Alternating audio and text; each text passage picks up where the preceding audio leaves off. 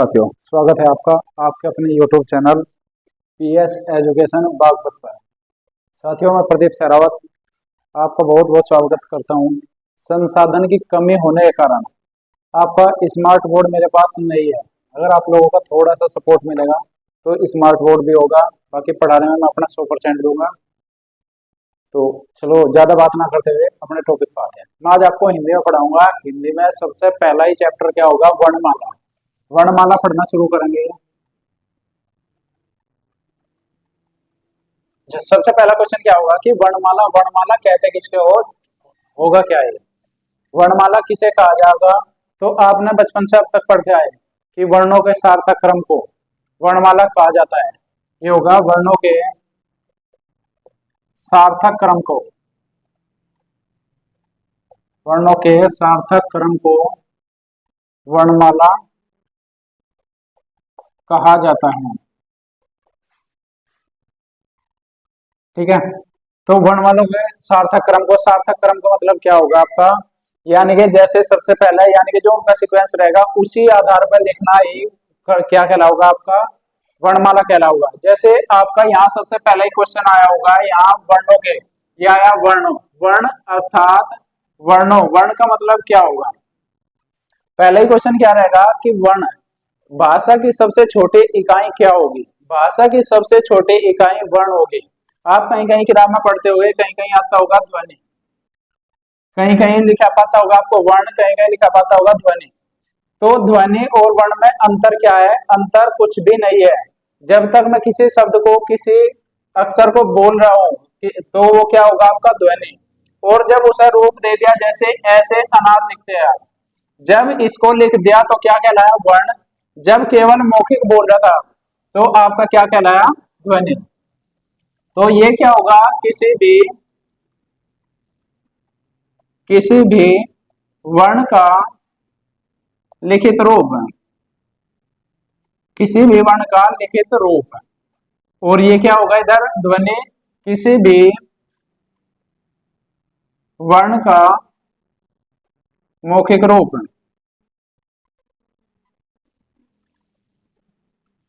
तो किसी भी वर्ण का मौखिक रूप कहलाऊगा ध्वनि, किसी भी वर्ण का लिखित रूप कहलाऊगा आपका वर्ण।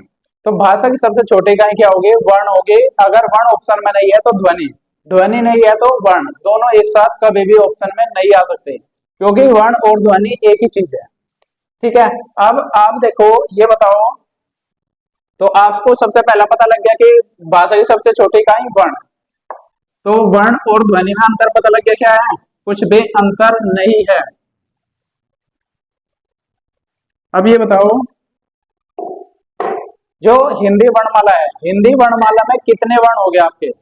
हिंदी वर्णमाला में आप बचपन से पढ़ते आए, कितने वर्ण हो गए?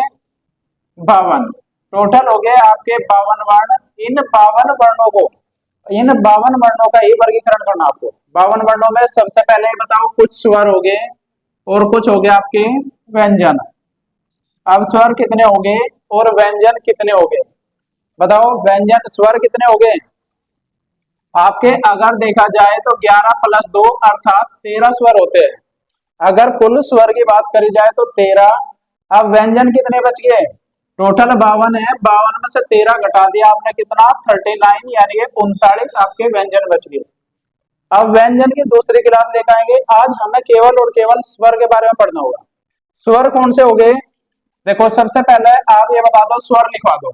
ये हो गया ए, आ, ए, ओ, रे, ए, ऐ, ओ, औ, और अंग और अह। ये आपके क्या हो गए? 13 टोटल। कुल स्वर कितने हो गए? 13 हो गए। अब आप देखो, ये दो उत्तर प्रदेश पुलिस में 2-3 बार पूछ लिए गए। तो ये दो, इन्हें क्या कहेंगे हम? इन्हें बोला जाएगा अयोगवह। इस साइड लिख रहा हूं, अयोगवह। क्वेश्चन बनेगा अयोगवह किन्हें कहेंगे? अब जैसे आपका ये जो अंग है, इसे क्या बोल रहे हैं? अनुस्वार। और जो ये है, इसे क्या बोला जाएगा? विसर्ग। ये बोला जाएगा आपका अनुस्वार, ये बोला जाएगा विसर्ग। जब दोनों को कहे जाएगा तो क्या होगा, ये अयोगवार। ऐसे समझो जैसे आप दो दोस्त हो, आप दो दोस्त हो, जब तक क्या हो, आप दो दोस्त हो, ऐसे दोनों क्या हो, आप दोस्त। और अलग अलग नाम क्या होगा, ये ए नाम का, ये बी नाम का, इनका अलग अलग नाम है, ए और बी, दोनों क्या है, ये दोस्त। ऐसे ही दोनों को जब एक जगह देखा जाए तो क्या कहलावे, अयोगवा। अलग अलग नाम हो गए अनुस्वार, ये हो गया आपका विसर्ग। ठीक है, अब इन्हीं के बारे में हमें पढ़ना। तो आप देखेंगे जो स्वर है टोटल कितने हो गए, 13। 1 2 3 4 5 6 7 8 9 10 11 12 13। टोटल कितने हो गए आपके, 13 हो गए। 13 में से आप केवल और केवल 11 का वर्गीकरण करेंगे। जो आपकी अयोग वाह हो गए, इनका वर्गीकरण हमें नहीं करना।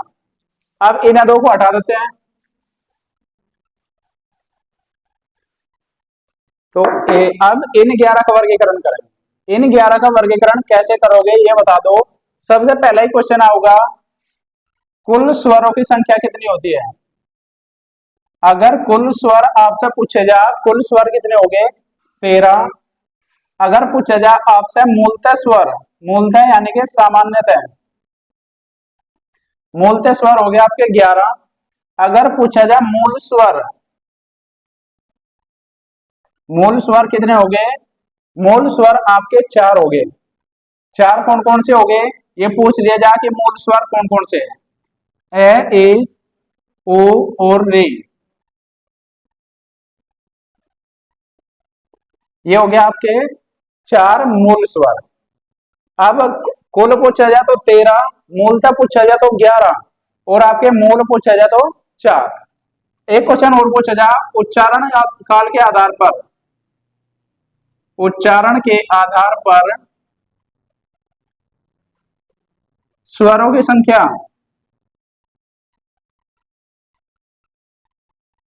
उच्चारण के आधार पर स्वरों की संख्या, उच्चारण के आधार पर आपके स्वरों की संख्या कितनी होगी, 10 होगी। आपने सुना होगा एक लेखक रहे आपके भोलानाथ तिवारी। भोलानाथ तिवारी ने जो आपका री है, ये री है, री को नहीं माना। आपने देखा होगा री का रोप कैसा हो, री को आप ऐसे लिखो या ऐसे लिखो, कोई प्रभाव नहीं पड़ता, एक जैसा ही दिख रहा होगा आपको। तो भोलानाथ तिवारी आपका री को नहीं मानते। तो बाकी कितने बच गए, देखो ये बच गए आपके कितने, 1 2 3 4 5 6 7 8 9 10। तो कितने बच गए आपके, 10 बच गए।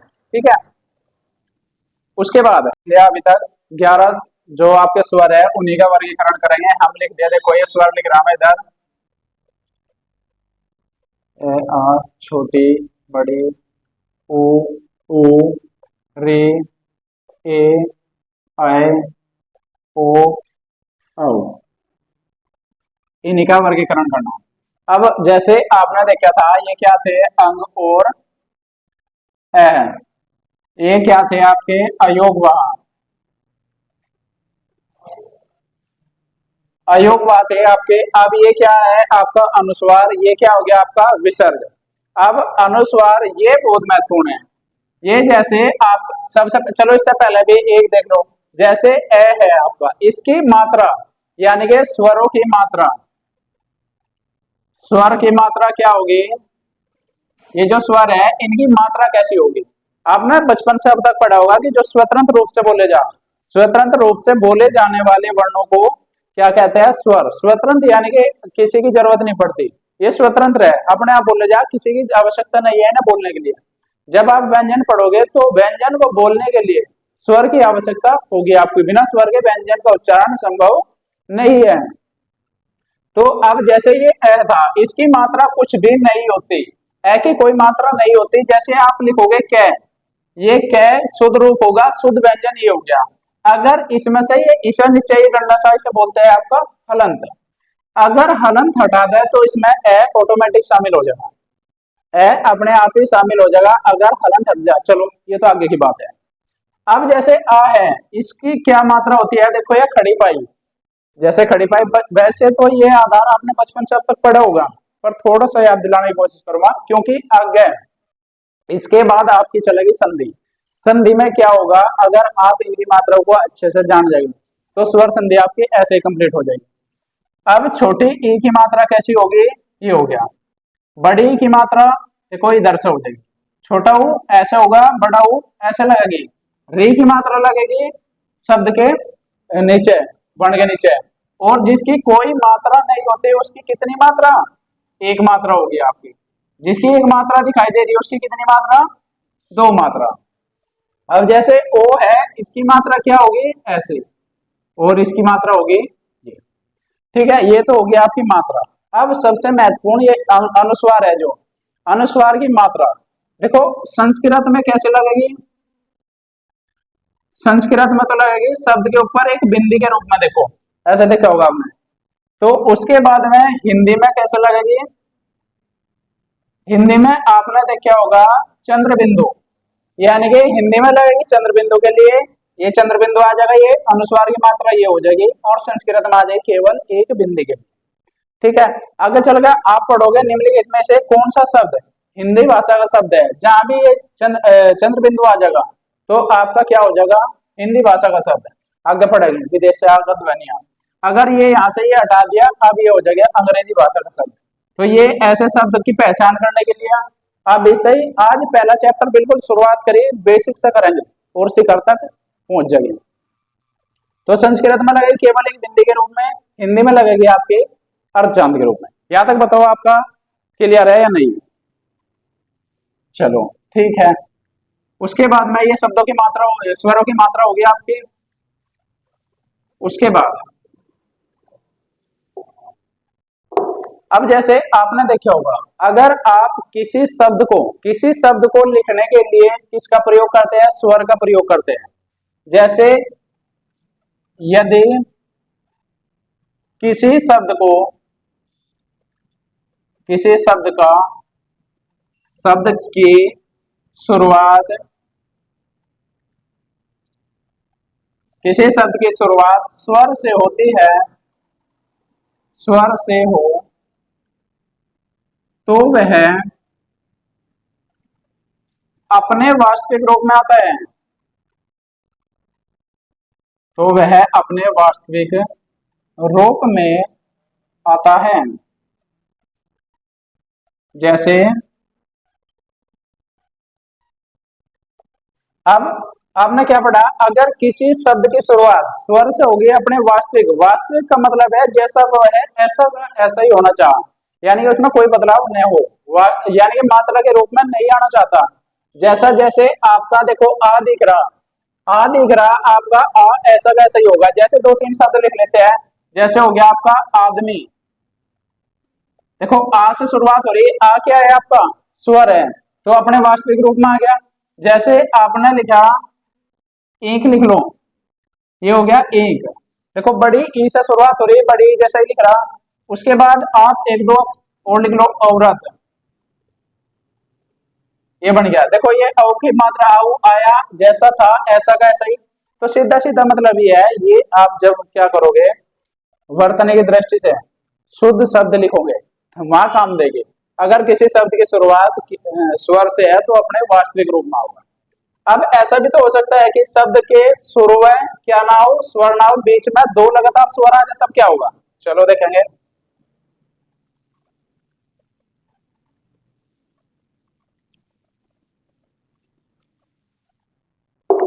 देखो यदि किसी शब्द में किसी व्यंजन लिख लो, किसी व्यंजन के साथ दो लगातार स्वर आए तो, दो लगातार स्वर आए तो पहला स्वर मात्रा के रूप में और दूसरा स्वर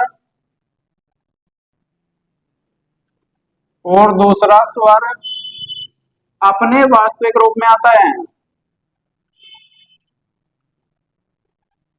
दूसरा स्वर अपने वास्तविक रूप में आता है। जैसे दूसरा स्वर अपने वास्तविक रूप में आता है। यानी कि इसका मतलब क्या है, अगर किसी व्यंजन के साथ दो लगातार स्वर आ रहे, दो लगातार स्वर आ जा तो क्या होगा आपका, पहला स्वर तो अपना होगा कहेंगे मात्रा के रूप में, दूसरा स्वर होगा अपने वास्तविक रूप में। जैसे एक दो अक्षर देख लेंगे, जैसे ये हो गया शुरुआत, जैसे आपका गुंजाइश। अब देखो आपका क्या होगा, जैसे आप देखो ये हो गया, देखो ये ऊ आ रहा, ये ऊ आ रहा, उसके बाद ऊ क्या है आपका स्वर है, ये आपका आ रहा, ये भी क्या है आपका स्वर। देखो पहला तो आ गया आपका मात्रा के रूप में, दूसरा आ गया अपने वास्तविक रूप में, उसके बाद देखो ये यहाँ आ है, ये आ क्या आ गया अपना, ये आ है, उसके बाद ई है, आ और ई दोनों स्वर है, दो लगातार स्वर आ गए। पहला स्वर आ गया आपका मात्रा के रूप में, दूसरा स्वर आ गया अपना वास्तविक रूप में। तो यदि दो लगातार किसी व्यंजन के साथ दो लगातार स्वर आए तो पहला अपना मात्रा के रूप में, दूसरा अपने वास्तविक रूप में होगा। ठीक है, यहां तक क्लियर है? यहां तक अगर वीडियो अच्छी लग रही है तो थोड़ा सा लाइक शेयर कर दो, बाकी ज्यादा कहने की बात नहीं, बीच में बार बार वही चीज बोलो कि लाइक करो ये करो वो, अगर आपको अच्छा लगे तो कर लो, नहीं लगता तो कोई बात नहीं, जैसा आपको ठीक लगे। चलो अब जैसे आपने मैं बताया था शुरुआत में ही कि आपका जो स्वर होंगे वे तो स्वतंत्र रूप से बोले जाएंगे, जो व्यंजन होंगे वे क्या होंगे, स्वरों की सहायता से बोले जाएंगे। अगर आपके देखो ये मात्रा ना होते, अगर ये मात्रा ना होती तो क्या होता आपका, तो आप कैसे लिखते बिन, अगर मात्रा ना होती आपके पास तो शब्द कैसे लिखे जाते? दो तीन शब्द तोड़ के देख लेते हैं। जैसे आपका सबसे पहले तो ये लिख लिया मैं भारत, अगर भारत क्या होता आपके पास मात्रा ना होती, अब मात्रा है तो ऐसे लिखा जाएगा, ये लिख रहा है मात्रा के साथ। अगर मात्रा ना हो, मात्रा किसकी ना हो, स्वर की मात्रा ना हो तो कैसे लिखा जाता, जैसे ये देखो भय है, भय के साथ हलंत लगा दिया, अब ये क्या हो गया, शुद्ध व्यंजन हो गया। उसके बाद देखो ये आ है, आ की मात्रा है, ये आ हो गया। उसके बाद देखो रे, ये हो गया रे। उसके बाद रे का स्वर क्या होगा, ए। उसके बाद तय, तय का स्वर क्या होगा, ए। तो अगर मात्रा ना होती तो भारत कैसे लिखा जाता, इस प्रकार से। ये आने चाप है क्योंकि आगे संधि में यही काम देंगे। आपने सुना होगा संधि में कि प्रथम शब्द का अंतिम वर्ण और द्वितीय शब्द का प्रथम वर्ण के मेल से जो उत्पन्न विकार होगा उसे संधि कहेंगे। अगर ऐसे तोड़ना आवे तो संधि में कुछ भी नहीं है। ठीक है, भारत हो गया। जैसे एक शब्द तोड़ कर बता दो, आध्यात्मिक, आध्यात्मिक, इसे तोड़ कर बता दो सभी, करो जल्दी।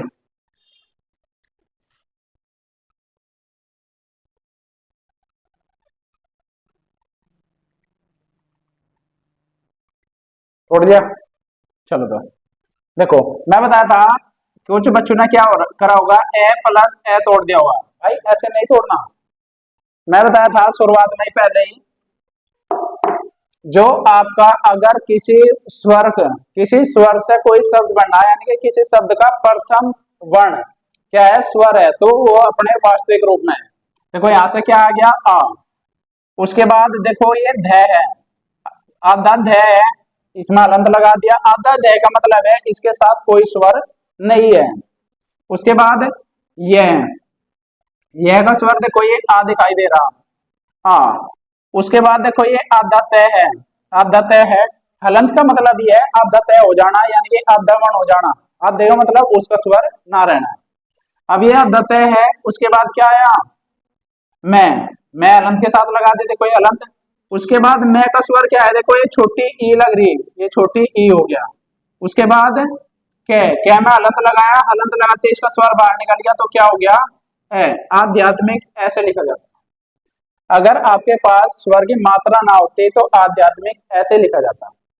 ठीक है, चलो यहां तक बताओ समझ में आया या नहीं? ठीक है, यहां तक क्लियर है? ठीक है, आगे बढ़ते हैं।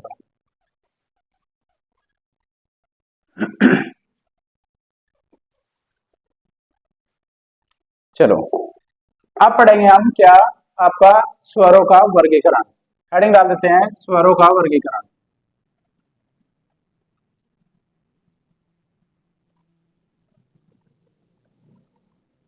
स्वरों का वर्गीकरण, वर्गीकरण का मतलब इन्हें अलग अलग भागों में बांटना। किस किस प्रकार से? पहला नंबर एक लिखेंगे रचना या बनावट के आधार पर। रचना या बनावट के आधार पर। अब ये बताओ रचना या बनावट के आधार पर स्वर कितने भागों में बट जाएंगे? पढ़ा होगा बचपन से अब तक तो पढ़ते आए, क्योंकि हिंदी तो हमारी मातृभाषा है, मातृभाषा बचपन से पढ़ रहे। अब देखो रचना या बनावट के आधार पर स्वर तीन भागों में बट जाएंगे। नंबर पहला ह्रस्व, ह्रस्व स्वर। नंबर दो दीर्घ स्वर, और नंबर तीन प्लुत स्वर। पूछा जा रचना या बनावट के आधार पर स्वर कितने भागों में बटेंगे, तो तीन भाग में, तीन प्रकार के होंगे। नंबर एक ह्रस्व स्वर, नंबर दो दीर्घ स्वर, नंबर तीन प्लुत स्वर। अब ह्रस्व स्वर क्या होंगे, यानी कि आपको परिभाषा कोई भी वनडे एग्जाम में नहीं पूछने का, आपसे पूछेगा निम्नलिखित में से कौन सा स्वर ह्रस्व है, कौन सा दीर्घ है, कौन सा प्लुत है। अब बचपन में क्या था, ये ह्रस्व स्वर क्या कहा जाता, जिन स्वरों के उच्चारण में क्या कहा था, जिन स्वरों के उच्चारण में कम समय लगता है उन्हें ह्रस्व स्वर कहते हैं। दीर्घ स्वर किन्हें कहते हैं, जिन स्वरों के उच्चारण में ह्रस्व स्वर से दो गुना यानी कि डबल समय लगता है उन्हें दीर्घ स्वर कहते हैं।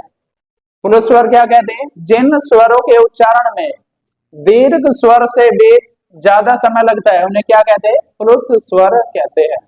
पर यहाँ परिभाषा कोई महत्व नहीं है। आपसे पूछा जाएगा ह्रस्व स्वर, ह्रस्व स्वर का क्या नाम है दूसरा, इसे बोलते हैं आपका लघु स्वर। ह्रस्व स्वर का दूसरा नाम होगा आपका लघु स्वर। इसे एक मात्रिक स्वर भी बोलते हैं। जैसे दीर्घ स्वर को क्या बोलते हैं, इसे बोलते हैं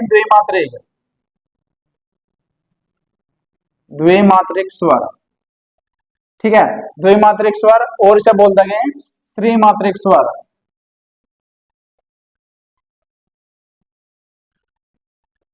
अब देखो, तो आपसे पूछा जाएगा ह्रस्व या लघु स्वर कौन से हो गए जिन्हें एक मात्रिक स्वर भी बोल दिया जा, इनके और क्या नाम है, लघु हो जाएंगे, और इनको मूल स्वर भी बोल दिया जा। मूल स्वर के बाद इन्हें जड़ स्वर भी बोल दिया जा। और क्या बोल सकते हो आप इन्हें, इन्हें आधार स्वर भी बोल सकते हो, आधार स्वर। और इनका कोई एक आधा और नाम, और कोई नहीं। इनका ये कौन कौन से हो गए, अब देखो ये आपके, अब मात्रा तो मिटा दूं, ये होगी मात्रा खत्म आपकी।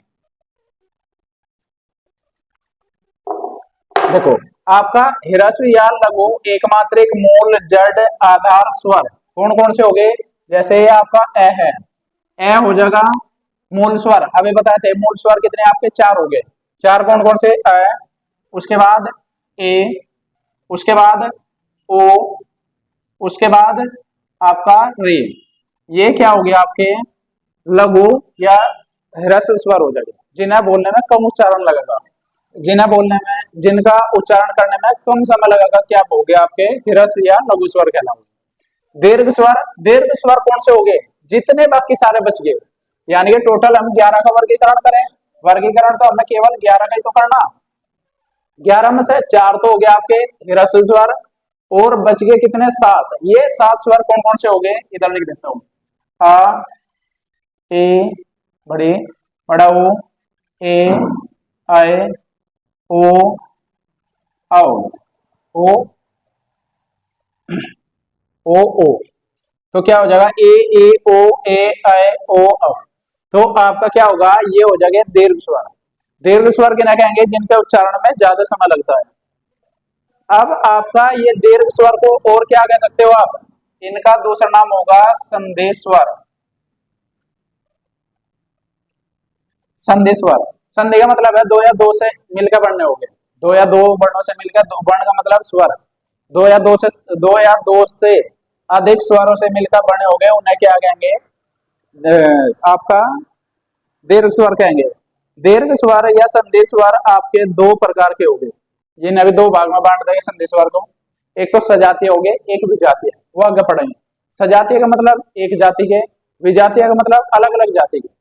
अब आपका प्लुत स्वर का उच्चारण कहाँ करा जाएगा, प्लुत स्वर का प्रयोग कहाँ करा जाएगा?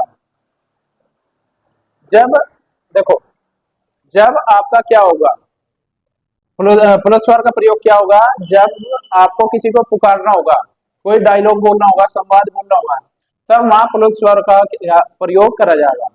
सीधा सीधा मतलब देसी भाषा में कहे तो जहां शब्द को पूरा खींच के बोलना हो, यानी कि जैसे कोई मेरे से दूर है, मेरा दोस्त है कोई, जैसे उसका नाम है मोहन, अब मेरे पास है तो मैं बोल दूंगा मोहन।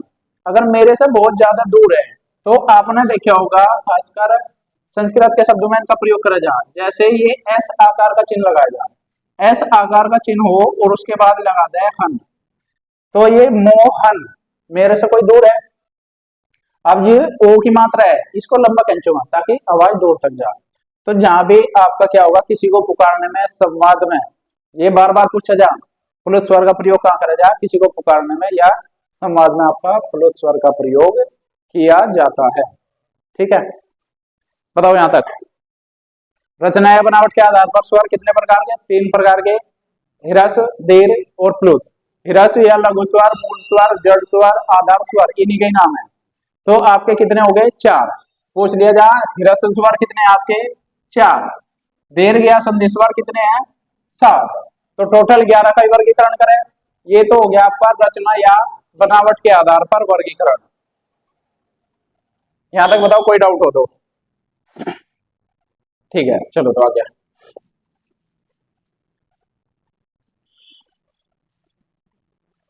नंबर 2 लिखेंगे, जीव के आधार पर स्वरों का वर्गीकरण। नंबर 2 हो जाएगा, जीव के आधार पर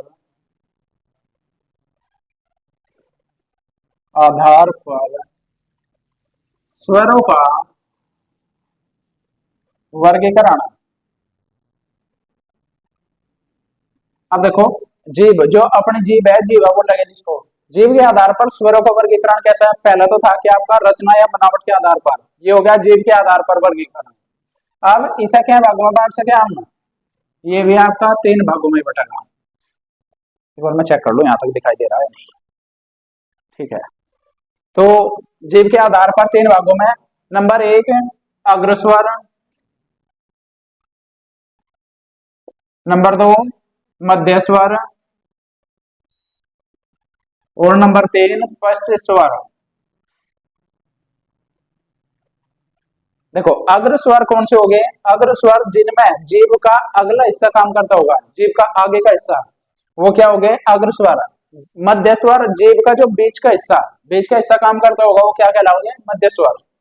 पश्च यानी कि पीछे का, जीव का जो पीछे का हिस्सा जिन स्वरों को बोलने में पीछे का हिस्सा काम करता होगा, वो क्या कहलाओगा? पश्च स्वर। अब आपसे ही कोई भी नहीं पूछनेगा कि आगे का हिस्सा किसमें काम करेगा, पीछे का किसमें काम करेगा, तो आपसे पूछा जाएगा कि अग्रस्वर कौन कौन से हो गए। देखो, इन 11 का वर्गीकरण होगा। अब इन 11 में देखो, सबसे पहले आप याद रखो किसे? मध्य स्वर को। मध्य स्वर केवल जो सबसे पहला ही है, ये क्या होगा आपका? मध्य स्वर हो गया। उसके बाद अग्र स्वर कौन कौन से हो गए? ई ए, रे, ए, आई, ए रे, ए आई। तो ये क्या हो गया? आपके अग्र स्वर। पूछा जाएगा निम्नलिखित में से कौन सा स्वर अग्र स्वर है? आपका एक ऑप्शन यहां से दे देगा, 3 ऑप्शन इधर से उठा लेगा। पूछा जाएगा निम्नलिखित में से कौन सा स्वर अग्र स्वर नहीं है? 3 ऑप्शन यहां से उठाओगा, एक यहां से उठा लेगा, नहीं है मत, यहां वाला देख लेंगे। इसके तुरंत बाद क्या करेंगे? एक प्रैक्टिस सेट लेकर आऊंगे, तो उसमें डाउट क्लियर तो सारे हो गए। अब पश्चिम स्वर कौन कौन से बच गए? देखो, ए भी हो गया आपका, ई भी हो गया, उसके बाद ए भी हो गया, ए भी हो गया और ए भी हो गया, और उसके बाद रे भी हो गया। क्या बच गया आपका? आ, उसके बाद आपका ओ, उसके बाद आपका ओ औ, ये हो जाएगा आपके पश्च स्वर। बताओ यहां तक कोई डाउट हो?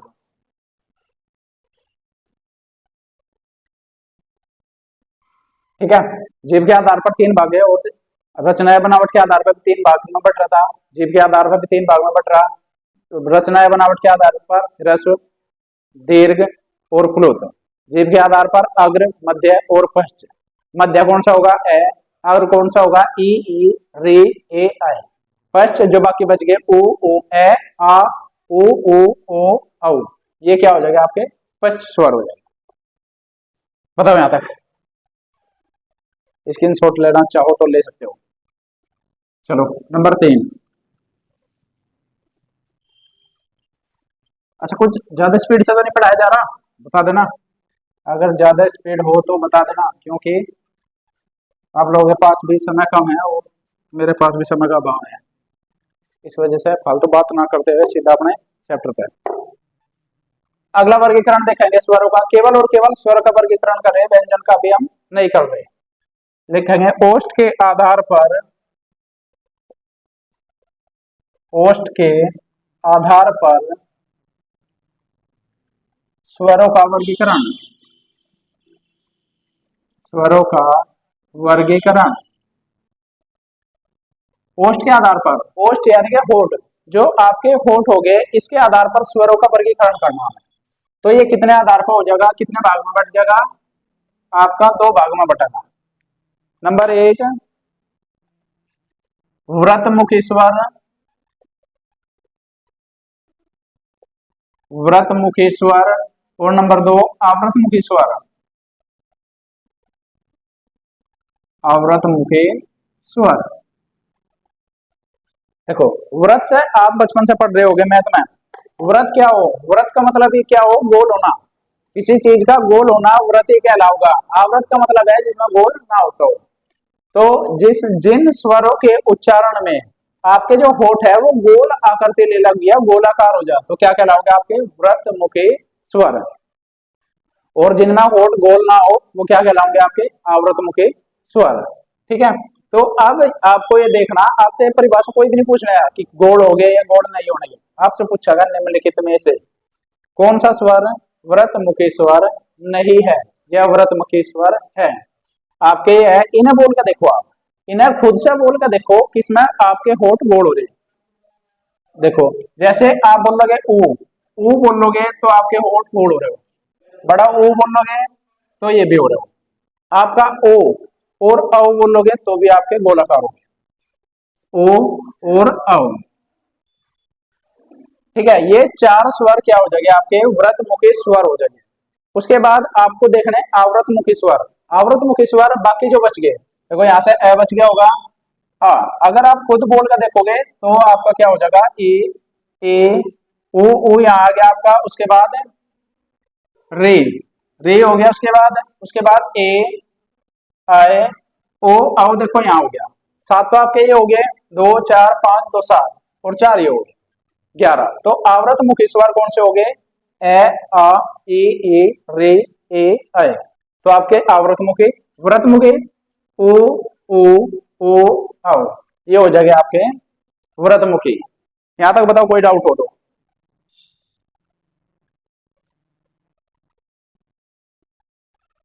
बताओ अगर कोई डाउट हो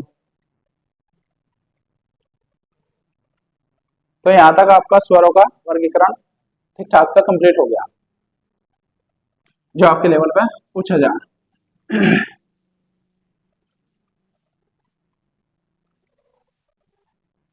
अब मैं बताया था आपका दीर्घ या संधि स्वर, दीर्घ या संधि स्वर। दीर्घ या संधि स्वर क्या हो गया आपके? मैं बताया था दीर्घ या संधि स्वर। दीर्घ स्वर को क्या कहेंगे? संधि स्वर। वे दो प्रकार के हो गए, सजातीय, नंबर 1 सजातीय, नंबर 2 विजातीय। अब उन्हें देखेंगे। चलो जैसे आपने ए प्लस ए मिलाया तो क्या बने? आपका आ बनेगा। उसके बाद आपने छोटे ए, दो बार छोटे ए जोड़ से मूल स्वर है। देखो ये मूल स्वर है आपके, ये आपके मूल स्वर है। आपने मूल स्वर मिला मिलाकर दो, यानी कि मूल स्वर दो एक जगह मिलाए तो क्या बन गया आपका? दोनों ए मिलाया तो क्या बना है? बड़ा ई, दोनों छोटे ओ मिला हुआ है तो क्या बनेगा, छोटा ऊ। री का प्रयोग आपने नहीं करा। अब जैसे यहां से तो ए उठाया, उसके बाद यहां से ई उठा लिया, तो क्या बनेगा आपका, ए बनेगा। अब यहां से तो आपने आ उठा लिया और आपने यहां से उठा लिया ई, तो क्या बनेगा आपका, आए। उसके बाद यहां से आपने ए उठाया और यहां से उठा लिया ओ, तो क्या बनेगा आपका, ओ। उसके बाद यहां से आपने आ उठाया, उसके बाद यहां से ओ उठाया, तो क्या बनेगा आपका, औ। अब यहां देखो, ये जो चार वर्ण हो गए, चार वर्ण यानी कि चार स्वर हो गए, ये क्या हो गए दोनों, इन्हें सभी को क्या बोल लेंगे, आपका दीर्घ स्वर। ये हो जाएगा आपके दीर्घ स्वर। तीन तो ये हो गए, चार ये हो गए, तीन और चार सात, दीर्घ स्वर कितने, सात। अब मैं बताया था ये तो ये क्या कहलाओगे आपके, देखो एक ही जाति का मेल हो रहा, ए भी ऐसा ही है, ऐसा ही दोनों, ए का मेल हो रहा तो बना अ, ई का मेल हो रहा तो बना ई, ऊ का मेल हो रहा तो बना ऊ, यानी कि देखो एक ही जाति के मिल रहे। अब यहाँ ए अलग जाति का, ई अलग जाति का, आ अलग जाति का, ई अलग जाति का, अब ए अलग, ऊ अलग, तो ये सब अलग अलग जाति के, तो ये तो क्या कहलाओगे, सजातीय, और ये क्या कहलाओगे आपके, विजातीय। सजातीय और विजातीय। अब सजातीय मतलब एक ही जाति का होना, विजातीय मतलब अलग अलग जाति के होना। ठीक है, यहां तक बताओ क्लियर है या नहीं। ठीक है, उसके बाद अब यहां से आपका क्या करते हैं, चलो यहां बता कर देते हैं, यहां तक पॉसिबल है, देखो दिख रहा क्या, देखो चलो थोड़ा सा कोशिश करेंगे। तो जैसे आपने लिख लिया ए, उसके बाद आ, जो आपके ये तो लिख दिए यहाँ वर्ण, यहाँ लिख दिया इनका उच्चारण स्थान, उच्चारण स्थान। अब ये ए आ, आप ए आ बोल के देखो, यहां से ए आ, जो आपका कंठ है, कंठ में क्या होगा, वाइब्रेट होगा, वाइब्रेट होगा तो ये कहां से बोले जाओगे आपके, ये हो गया आपके कंठ्य, यानी कि कंठ से बोले जाओगे, कंठ्य हो गए। उसके बाद ए आ के बाद में क्या है, देखो ये ए आ दो दो जोड़े में लिख लिए, उसके बाद फिर ई ई, जैसे ई और ई, ये दोनों अपना जोड़े में लिख लिए। उसके बाद ऊ ऊ, देखो ये ऊ और ऊ, यानी कि जो देखो ये लिख लिया जोड़े में, यानी कि ये दोनों एक ही जाति वाले थे, ये लिख लिए अलग, वे लिख लिया आपने अलग। जो आपका ई ई था ये बोला जाएगा आपका तालव्य, यानी कि तालुस है, ये हो गया आपका तालव्य।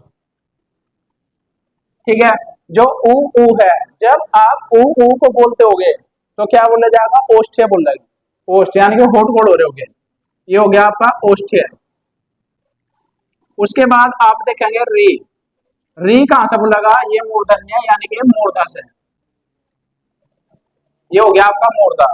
ठीक है, उसके बाद ठीक है, चलो यहाँ कर लेते हैं। अब आपने ए आ ए ओ और रे, यानी कि यहाँ तक आपने ये देख लिया कौन से उच्चारण स्थान कहां से होगा। अब आप देखो ये ए लिख लिया, दो दो के जोड़े में लिखना आपको, ये लिख लिया ए और यहां से लिख दिया आपने ए। अब ये बता दो ए का ये क्या है, ए प्लस ई से क्या बने, ए, आ प्लस ई से क्या बने, ए। अब ए का उच्चारण क्या स्थान क्या है, कंठ्य, तो ए का उच्चारण स्थान हो गया कंठ्य, प्लस जो आपका ई है इसका उच्चारण स्थान क्या हो गया, तालव्य, तो ये जोड़ दिया, ये हो गया कंठ्य प्लस तालव्य। तो ये ए कहां से बोला, ये कंठ्य और तालव्य से। उसके बाद आपका क्या बच गया, ये भी हो गया, इन दो को लिख लो, ये हो गया आपका ओ ओ। तो आपका ए देखो, ए के और ओ के मेल से क्या बन गया, ओ। ए का हिस्सा बोल रहा कंठ से, यानी कि कंठ्य प्लस, अब देखो ऊ कहीं से बोल रहा, देखो ये रहा ओष्ठ्य, तो क्या बन गया, ओष्ठ्य। तो ये क्या बन जाए, दोनों को मिला के ना बोल सकते हो आप कंठोष्ठ्य। अब देखो ए आ दो दो के रूप में लिख लिए, ए आ कहां से बोले, कंठ्य, ई कहाँ से बोल रहे, तालव्य, ऊ कहाँ से बोल रहा, ओष्ठ्य, रे बोल रहा मूर्धा यानी कि मूर्धन्य से। अब आपने देखा ए जो है वो किस किस के मेल से बनना, ए प्लस ई से, ए बोल रहा आपका कंठ से, ई बोल रहा तालव्य, कंठ और तालव्य दोनों एक जगह जोड़ दिया, प्लस कर दिया। ओ किस किस के मेल से बनना, ए प्लस ऊ से, ए प्लस ऊ से मिल रहा, ए बोले आपका कंठ से, ओ बोले ओष्ठ्य, तो ये भूल गया आपका कंठोष्ठ्य। ठीक है, अब देखो आपका हिंदी वर्णमाला में आपके जो स्वर है, हिंदी वर्णमाला में स्वर बहुत अच्छे से कंप्लीट हो गया, स्वर का चैप्टर बहुत अच्छे से कंप्लीट होगा। इसके बाद हम अगले नेक्स्ट वीडियो में क्या करेंगे, व्यंजन शुरू करेंगे। व्यंजन में कम से कम व्यंजन की 2 से 2 क्लास तो कम से कम होगी, 2 या 3 क्लास। ठीक है, उसमें बहुत अच्छे से एक से सारी चीज पढ़ेंगे, छोटे छोटी और बड़े से बड़े। यहाँ तक बताओ किसी का कोई भी डाउट हो कमेंट बॉक्स में बता देना अगर कोई डाउट रहा तो, क्योंकि आज पहली ही क्लास है, तो 3 साल बाद ऑनलाइन क्लास ले रहा, वैसे ऑफलाइन ही चल रही है। तो ऑफलाइन क्लास आपकी चल रही है मंथन coaching centre Budhana Muzaffarnagar, DAV degree college के ठीक सामने। आपकी जो भी शिकायत सुझाव रहे वीडियो के प्रति या जो भी बात रहे, तो आप मुझे बताए, मैं अगली बार जो कमी रही होगी उसे ठीक करने की कोशिश करूंगा। और बस उम्मीद है कि आप थोड़ा सा सपोर्ट करो, अपने साथियों तक वीडियो शेयर करोगे, और मैं कोशिश करूंगा नेक्स्ट वीडियो इससे अच्छी आए। नेक्स्ट वीडियो 1-2 दिन बाद आएगी आपका, उसमें क्या शुरू करेंगे, भारतीय संविधान शुरू कर देंगे। ठीक है, और आगे जैसे आपका यूपी टेट है, सी टेट है, उन चीज़ों को भी ध्यान में रखते हुए हिंदी ज़्यादा इसलिए स्टार्ट की गई। ठीक है, तो मिलता है साथियों अगली वीडियो में, और बस आप चैनल को सब्सक्राइब कर लें, वीडियो लाइक कर दें और अपने दोस्तों के पास शेयर करें।